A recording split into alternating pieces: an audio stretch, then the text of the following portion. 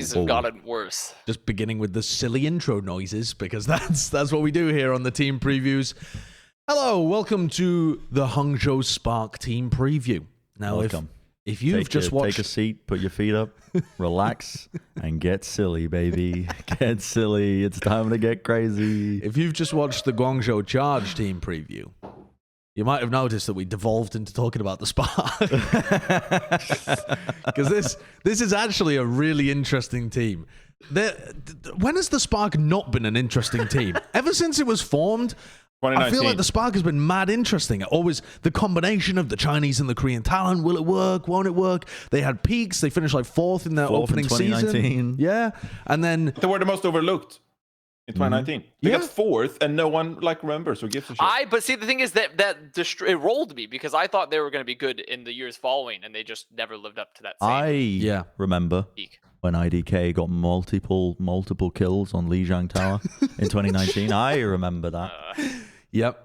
You remember when they hated Crystal and when they just caused one of the biggest, God, yeah. I don't even know what to call it. They just turned on Crystal. What do you mean by hated Crystal? Wasn't Crystal just they had wage theft? Yeah, they had active litigation against Crystal. Yeah, I mean, Crystal literally just breached contract and did illegal activities. So I guess they were interesting, yeah. Yeah, this has been a really fun team over the course of Overwatch. And I also listened to the Tactical Crouch podcast about this team, and they were very oh, maybe they'll be good. They have a lot of talent. I'm here to tell you, this team is shitting the bed in 2022. I'm convinced. No, they are not. Yes, they are. You are wrong. No, I am not wrong. This team is great. No, this team is going to horrifically mismanage the excellent talent they have on this roster. It's a pattern. It's before your very eyes. Wake up, people. Wake the fuck up. Do you want to start then with the people who are pulling the strings? Yes. Well, first of all, let's start. We should start with that because there's no way they can mismanage it. Because Kurt, go down. Look at the team manager name, Gandalf. There's no way this can go wrong. There's no way this can go wrong already. True. Can we look at the former organizer? Can we see how many coaches they had? Oh wait, Avast is gone. He just got Thanos snapped out of the fucking shot. Connor? Hello? Hello? All right, Avast's the Balrog. He just got taken down. He's back. We've made it. To put more coins in the prison machine. Oh, we were talking about Gandalf. Also the managers. Look at the coaching. Coaches. Look at the history of the coaching on this team. Look at this. I mean, it is mad. Look at the names, the people who have left, gone in and out. It's wild. I mean, they have had a lot of people. I think U4 was the original, what was he? The brain tank behind 2018 Shanghai Dragons. Well, yeah, that was 2018 Shanghai Dragons. So they brought him back as an assistant coach for a while, which was a weird decision, but fair enough. But this team has just been cycling through. Look at that. They have 2 head coaches and an interim head coach in the span of all of this, and they weren't even around in 2018. This is only 3 years, and they've had 4 head coaches and 1,000 assistant coaches as well.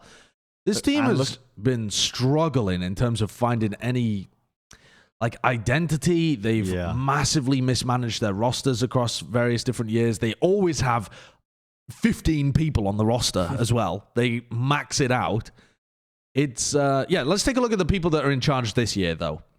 So you've got Changun as the head coach. So a legendary history of good decisions with Chengdu. So okay, can we look at his resume? Can we please bring up his resume? Press on his name, Kurt. Yeah. Go on then. Okay, let's take a look at his resume. Ooh, grand finals. Okay. Oh, he won a grand finals with Lionel Spitfire. Jonathan, he has literally followed Prophet and Gesture around, and just always been attached to them at the hip. I could be attached to them and still have found success. There's Prophet and Gesture. It's like the best duo that we've had in Overwatch history. So he has a good eye for talent. And so here he finds himself in Hangzhou Spark. I don't know whether he built the team. He just happened to be with GC Busan when they went on their Royal Road. I don't know whether that's the same thing. He was their team. No, but I'm saying that he didn't have to build a team. He's just been Hangzhou Spark, I'm going to leech accolades from this team because it's obviously going to be great. Oh, so you're saying that him being there is a good indicator because he's been on other so it's not he himself contributing. He just recognizes the team's going to be good. He's a talent magnet. He's a Do talent the basic magnet. stuff. It's great. Yeah. Okay. Well, There's one name there, though. okay. Let's bring it back up. It. Any Miro fans watching? Yeah. Yeah, well, that one's interesting, right? Miro's an assistant coach. I'm pretty sure Miro was coaching previously. in 2021, I think. Yeah, he coached in Contenders. Yeah. Yeah. So this is interesting, honestly, but I don't really know the impact of it, I guess. But I don't think he was like blowing anyone away with his Contenders coaching. It's just I just thought it was somewhat cool that interesting. Miro was an assistant coach. Yeah, I mean, I he's just a thought I'd point it out. legendary player, of course. You also have Neko. So on this coaching staff, you have Changun, a former caster. I don't know how to pronounce his name. I'm sorry for that, but Zhao Gul, I think. I'm going to give it my He's like best. the veteran of the crew. He's a former... yeah, there you go. Yeah, Former he was Counter-Strike a caster, though. He's 35 years old. Like he's the veteran leader, you need for this team. Veteran? This well, man's esports retired at 35.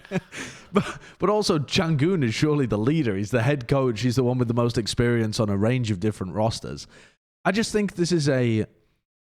Okay, if you're... The biggest thing you could do to sell me on the Hangzhou Spark is not anything to do with their talent. It's to do with having a vision, a coaching staff that's had either like success before managing rosters, or I know that they've been very successful in terms of like putting forward a philosophy or a vision. I think heading into 2022, when you have 12 players on your roster, which I think Spark do, right? I think they have a fully maxed out roster. 1, 2, 3, no, not quite. 1, 2, 3, 4, 9. 6, 7. Oh, 9. Okay, yeah. So it's not as bad as some of the previous years. But still, you have a big roster. You have nearly double the amount of players that you can field. I think it's going to be so easy for them to trip over themselves. They have 4 DPS players, man. But before we go on to the roster as well, okay? We're going to have a lot of conflicting opinions here because I'm actually bullish on this team. So I just want to give my take on the coaching staff as well. Sure. 30,000 foot view, bird's eye view, okay, on the coaching staff. That's well above bird's eye, I think, but sure. Yeah, okay, spaceship, GPS satellite. I mean, that's just a plane. Planes fly at 30,000 feet. Yeah, okay, I don't know how high up they fly. It's a lot. Last year, when we did the Hangzhou Spark episode, if you remember, Sideshow, I said that this team was going to be an absolute mess, okay? Pyjon is one of the most overrated head coaches in Overwatch history, and they decided to bring him in. They had U4 part of this team. Bren already addressed it. I mean, the 28 season with the Shanghai Dragons ended up, and they ended up undermining the entire coaching staff in the 2020 season. Really bad coaching staff. I hated it. I predicted there's going to be like ton of player movement substitutions, people leaving, and it ended up very poorly. This time, just fully reset, mental reset, think 0-0 going into this year. You have Changun, who's been part of successful teams, the London Spitfire early on, and the Seoul Dynasty. They made the grand finals in 2020. And maybe you just want to give Profit and Gesture credit. Okay, that's fine. But can we give him like a little bit benefit of the doubt? Like 20%, Sure. 25%, a little bit benefit of the doubt. Like he's been around successful teams and he knows what it takes to reach those grand final moments. Assistant coaches. You have Miro, who dropped off significantly in 2018 because he couldn't really live up to some of these other main tanks around the league. He couldn't adapt with Winston play, etc. But he very successful player in 2017, very revered player. Neko, who's now coming in as well as an assistant coach, very good flex support in 2018. He's been around the league for a long time. He's been a player himself. So you have a head coach who's been around successful teams and good environments and been around the game for a long time. And you have 2 former good Overwatch players who themselves have a lot of experience and can perhaps pass on some of the knowledge, some of the macro ideas to some of these younger players and how to think about the game, how to approach the game. So overall, I think this is a well-rounded coaching staff. Now, they are unproven, and it could go very wrong, but all things considered, when you compare them to a lot of other coaching staffs around the league, I think this at least has they have the history that you sort of want from your coaching staff, and they have the accolades behind them to sort of give them some kind of benefit of the doubt. So I think overall, this is actually a pretty well-rounded coaching staff. We just need to see whether this is for real or it's just, going to be a disaster. But I'm cautiously optimistic about this coaching staff.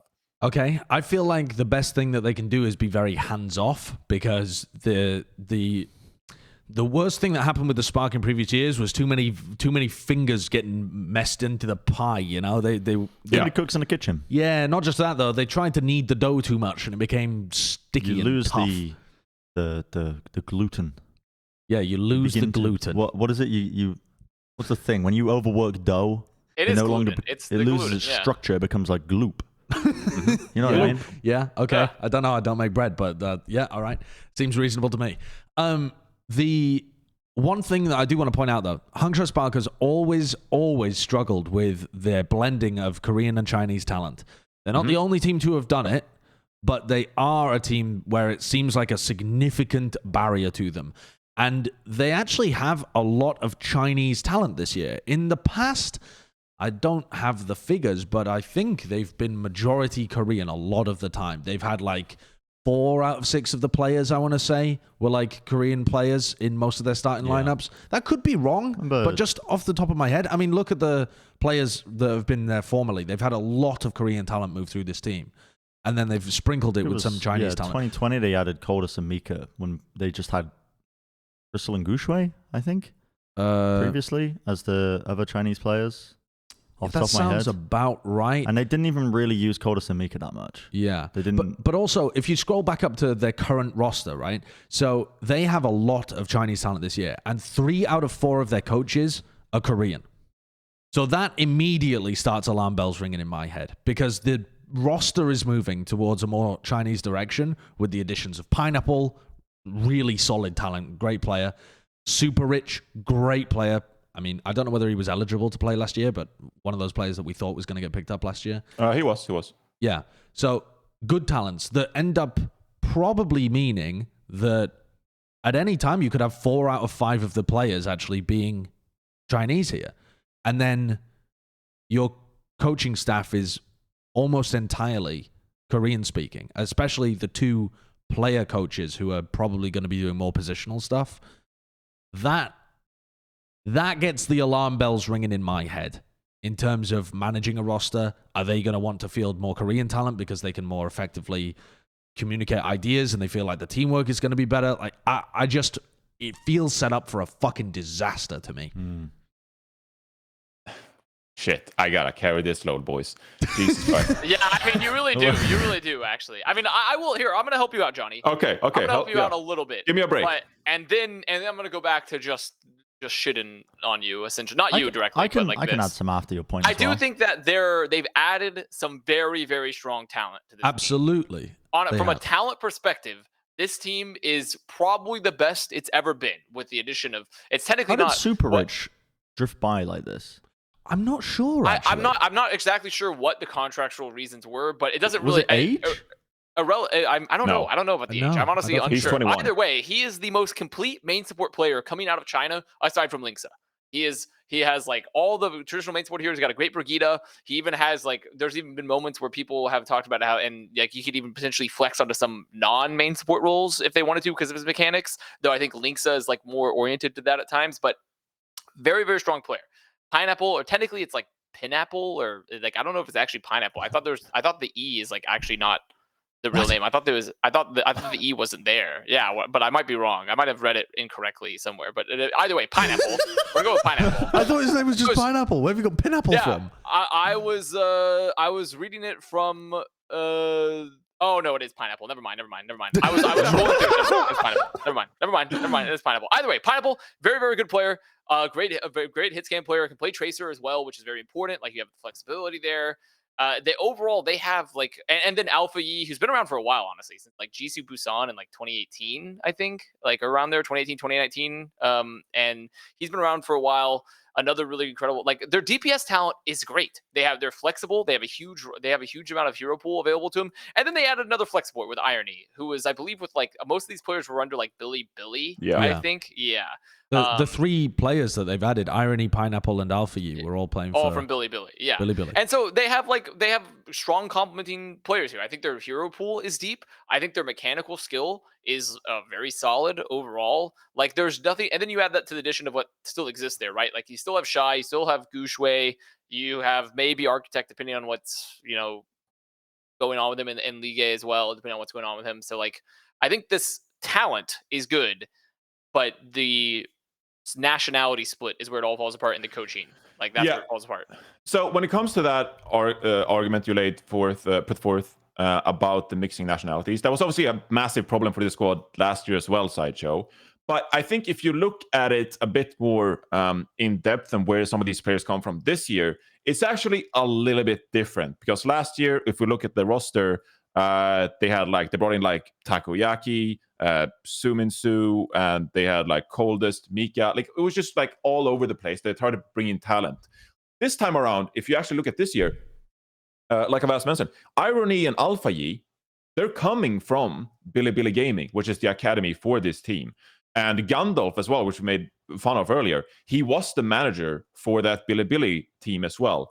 So two of these Korean players who have been promoted, Alfie and Irony, they're coming from that Chinese team with a Chinese team manager. So hopefully that kind of experience with each other, despite the fact that they're different nationalities, carries over into this team from them having experience playing with, a mix of Korean and Chinese players and having different staff, etc. Now, it does become a problem when you address the coaching staff itself, like Miro, Neko, Changun. Like, how much experience does those guys have operating within a Chinese organization and Chinese players like Gu Shueishai, etc.? That is going to be the main question, I think.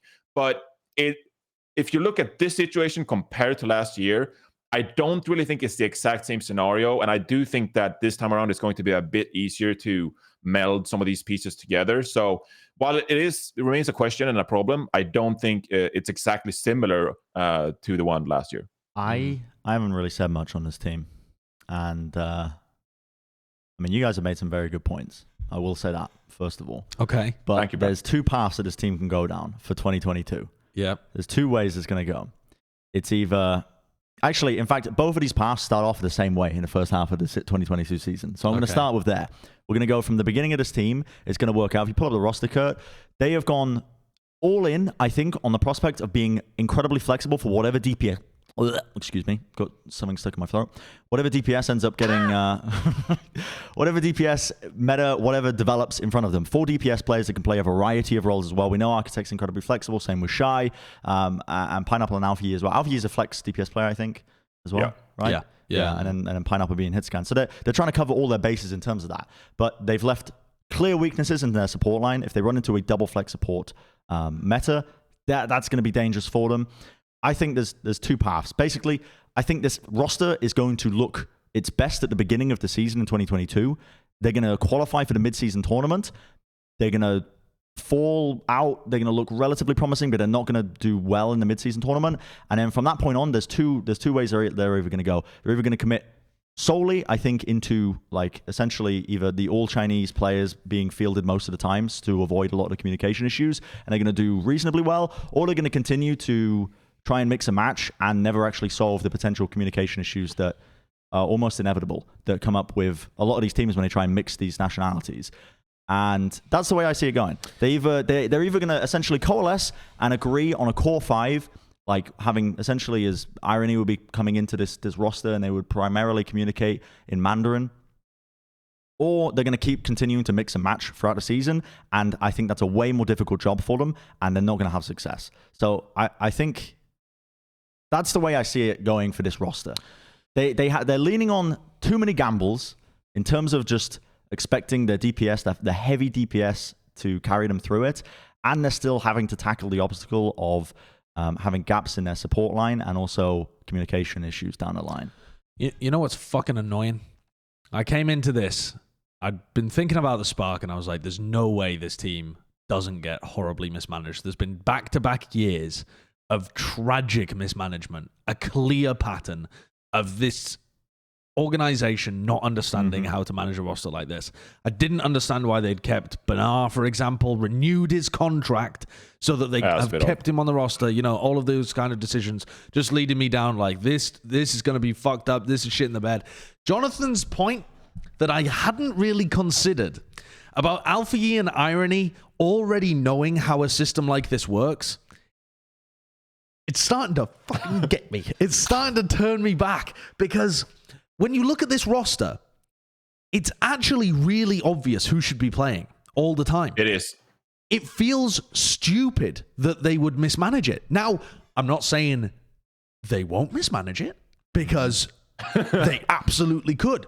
But it would be moron levels to mismanage this roster. What do you mean? Because there are 9 players, right? And so it feels huge. But okay, if you're not starting Gushui, then what's going on? But okay, maybe Bernard looks better in terms of the tanks, but I think already there you've got a problem. But that's not necessarily mismanagement problem. That would be probably just Gushui himself is struggling with the new version of tanks, right? So I think it's very obvious to start from a position of Gushui is our main tank, and if that fails, then it's more on the player rather than on the management. So then, okay, you're fielding Gushui. Your support line is Irony and Super Rich.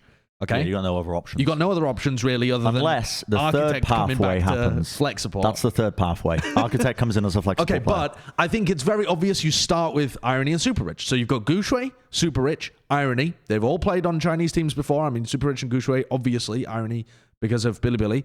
Then leave Architect out in the cold. Still don't understand why they renewed Architect and Bernard's roster. Sorry, not roster, contract. But Shy, Pineapple, and Alpha Shy and Pineapple would be fantastic. Alfie's already played with Irony, and he's played with Pineapple before. There isn't really... Essentially, if you just assume Architect, Liga, and Banara off the roster, because they didn't really get much playtime anyway last year, and they don't fit into the system, if you just discard those 3 players, you actually have a core 6-man roster that makes sense. But it's Spark. Yeah, but also, no. Are they just going to field Architect every time? Why does forgetting their chances? Why does forgetting about those players make you more confident? If I only sold those players, I'd be thinking there's a lot of talent here, but they've got some gaps. What if something goes wrong in the midseason? What if somebody can't fulfill a role? Well, and then you're going to have more issues. Then you're going to see the clashes in communication later if they try and fill in gaps later by using their players on the bench here. Well, of course, then there could be different issues, but I'm coming from the place of primarily my concern with the Spark is they have ruined talented rosters in the past by mix and matching players, rotating them in and out of rosters too much, never developing any synergy, always looking like they don't have a clue what's going on in the meta, very bad meta reads, very bad roster fielding. It's always been that has been the major problem.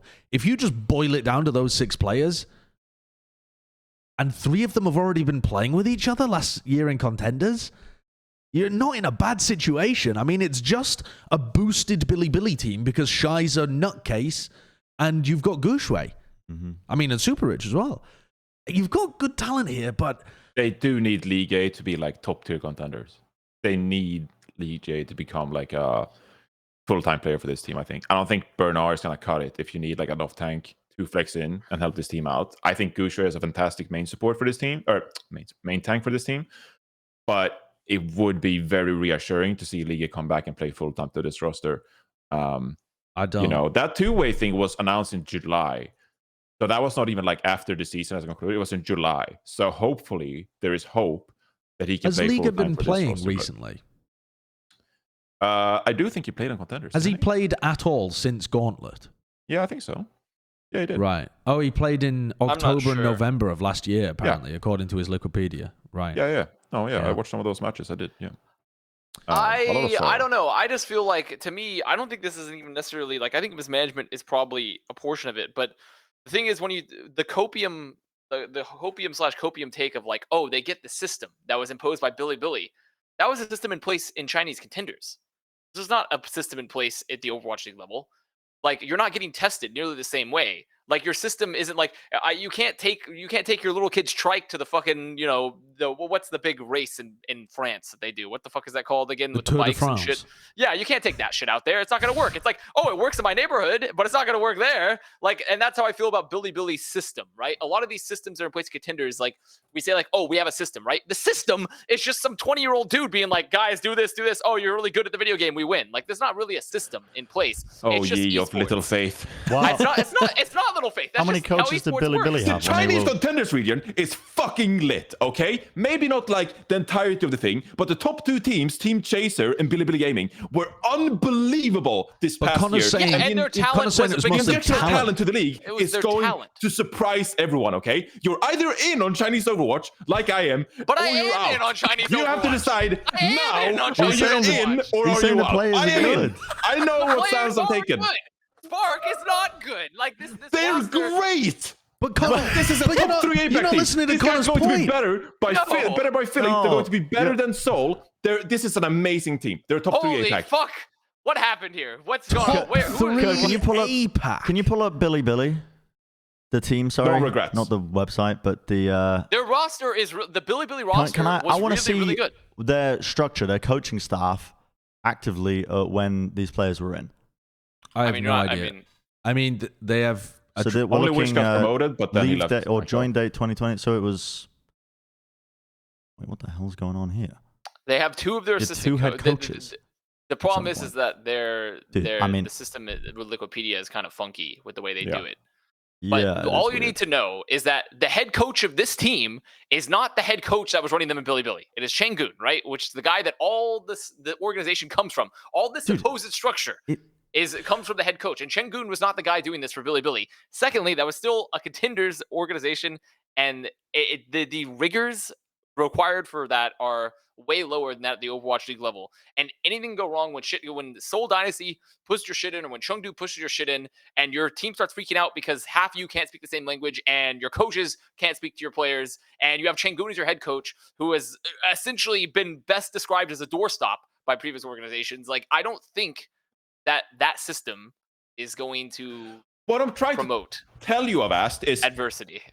Yes, that could potentially be a problem. But these guys know the fucking language of Overwatch, okay? And they're on the same wavelength, and they've been on part of the same system, okay? It's not going to be the Shanghai Dragons of 2018 because the talent, individual skill of that team was garbage, okay? These are like-minded players who have experience playing with each other. We're not comparing them to 2018 Dragons. No, but I'm giving examples of like mixed rosters, okay? Between Korea and talking 2020 Spark, 2021 Spark. Those rosters had talent for those years. They had talent, and they fucked it up. Oh my, yeah, but that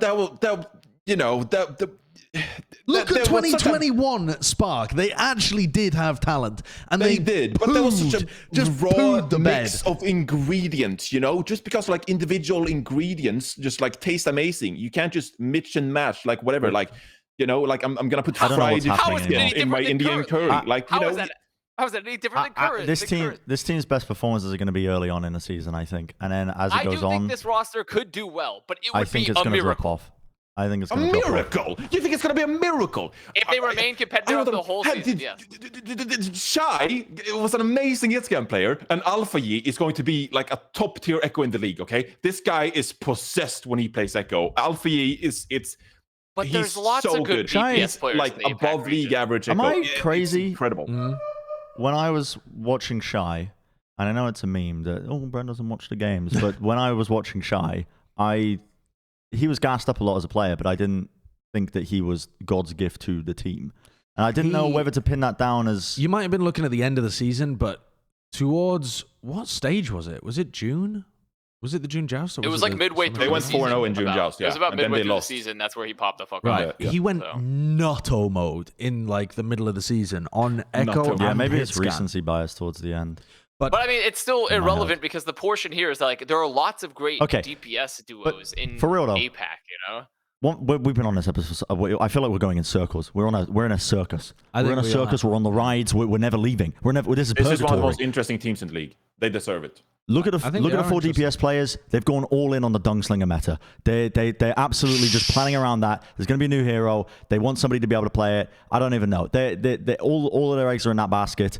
I think this is a really good DPS line. I think, really again, good. I'm not even considering Architect is getting played. Why not sign Architect or Bernard and then have another support player? Here's what happened. The people in charge of the Spark didn't even know who the coaches were going to be. And so they decided, we might as well keep Architect and Bernard just in case the next coaches want them. So they just sign their contracts again because they don't know how the fuck to manage a roster. And then the new coaches come in and they're like, I'm never feeling it. If they get another flexible player, we've already paid him now. If they get another flexible player, I'll be higher up on them.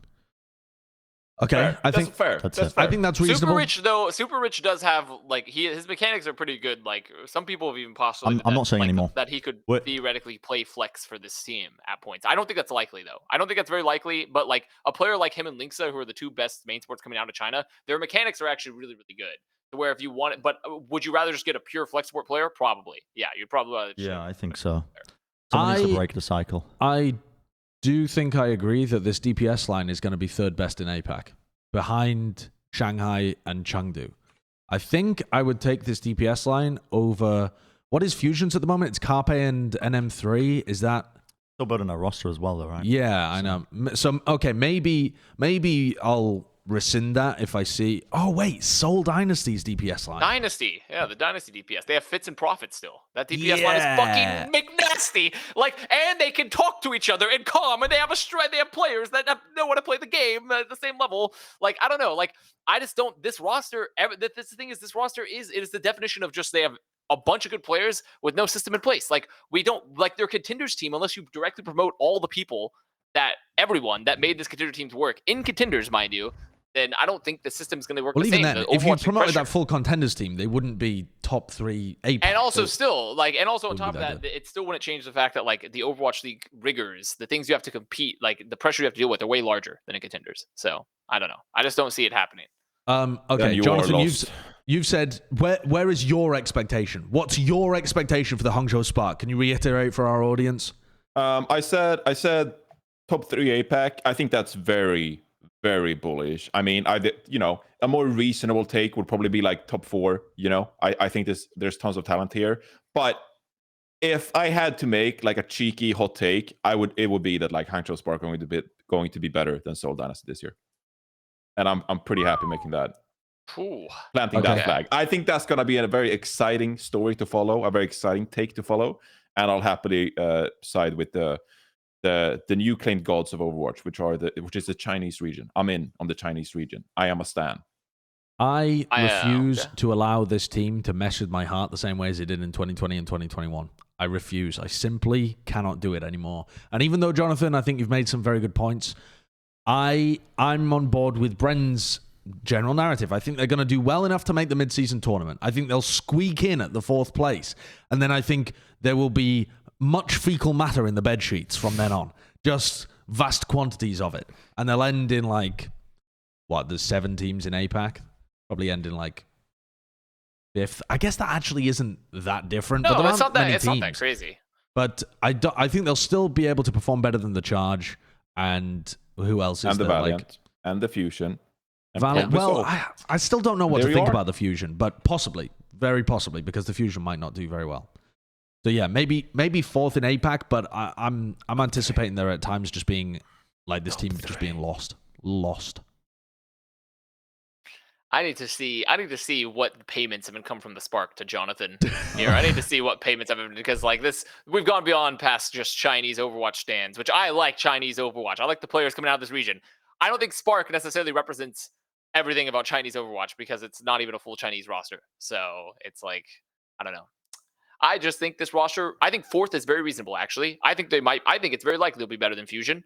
I think that's a very fair take. But just because you're better than Fusion doesn't mean you're going to be one of the best teams in the league. Sure, absolutely. All right, well, that does it for the Hangzhou Spark team preview, I think. That's certainly our most disagreed upon team so far, but I think as we go through some of these other teams, we might have similar takes about some of the ones in the West as well. I don't know who we're planning to do next week. We'll figure it out, and we'll tell you, I don't know, when our video arrives in your subscription box. You'll see the video, and you'll think, ooh, that's nice. Oh, that's lovely. Yeah. Oh, another nice little team preview. Little treat. Delicious on a Tuesday morning. Tuesday? Wednesday? I don't even know our schedule. All right, bye.